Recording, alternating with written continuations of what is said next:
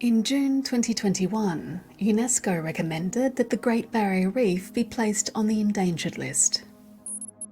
Cue immediate confected outrage from Environment Minister Sussan.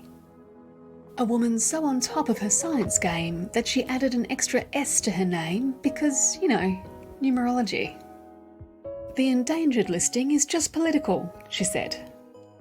Just political? Envoys were sent around the world by the Abbott government in 2014 to head off a listing. The reef escaped being placed on the endangered list again in 2017 by the skin of the coalition's teeth. The Great Barrier Reef Marine Authority itself changed its reef assessment from poor to very poor in 2019.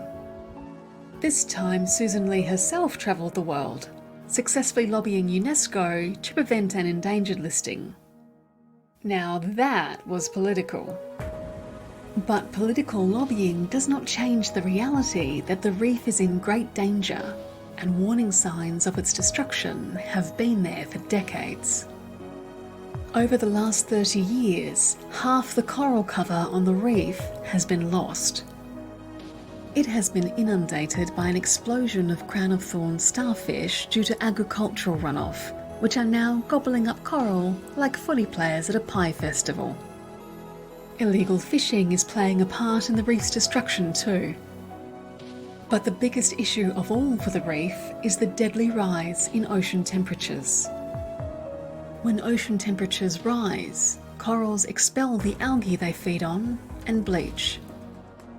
There have been back-to-back bleaching events on the reef, with nearly a third of coral lost in a mass bleaching event in 2016. Another occurred in 2017, and yet another in 2020. And it's not just coral that's affected. Coral reefs support a quarter of the ocean's marine life. Evidence suggests that most tropical reefs could disappear, even if global heating is limited to 1.5 degrees. The significant rises we are seeing in ocean temperatures are caused by climate change.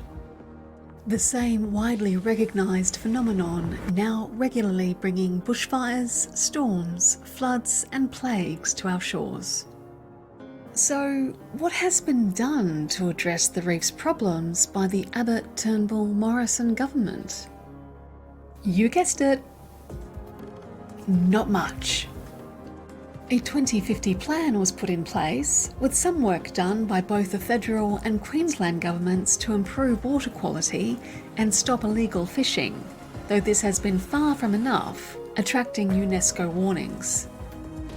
Then Environment Minister Josh Frydenberg also donated close to $444 million to the Great Barrier Reef Foundation in 2018 in a weak attempt to make it look like his government was doing something.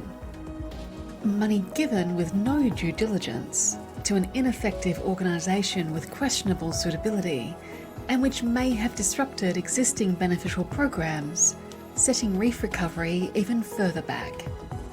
A very weak attempt. They haven't fooled anyone. If not for its intrinsic value as a beautiful ecosystem, you'd think the government would be interested in the $6.4 billion that the reef generates annually, supporting 39,000 direct jobs and another 25,000 jobs indirectly. So why hasn't the current government worked harder to preserve the Great Barrier Reef? Perhaps 50,000 odd jobs in the coal industry are more valuable than the greater number of jobs on the reef. Indeed, we have the newly recycled Nationals leader, Barnaby Joyce, promising to maintain a laser-like focus on coal miners. And perhaps more importantly, it's not how valuable an industry is to Australia, but how valuable it is to the coalition. Fossil fuel businesses, whose interests are well served by climate change denial, are major contributors to political parties, especially to the Liberal National Coalition. Adani alone donated $200,000 to the Liberal Party soon after it received approval for its Carmichael mine. I'm sure that's just a coincidence. Perhaps tourism operators don't have the wherewithal to stump up the big bucks. For years, this government has refused to believe in the science of climate change.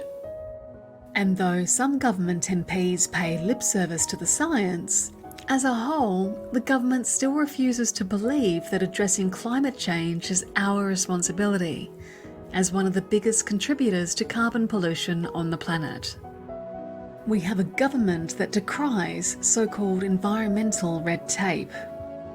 A government that encourages land clearing that adds to ocean pollution. A government that gave the go-ahead to a coal mine which will not only increase the effects of climate change, but will impact the Great Barrier Reef directly with traffic from a port. But unless the government's attitude changes, unless they pull their heads out of the money pile they're buried in, we could lose our magnificent reef. 40 years ago, the Great Barrier Reef was placed on the World Heritage List. Yet how can we celebrate the significant anniversary when the reef system is in danger of collapse? We deserve the shame of having the reef listed as endangered. We are the guardians of the Great Barrier Reef, entrusted with its care by the rest of the world. And we are failing it and our other beautiful ecosystems dismally.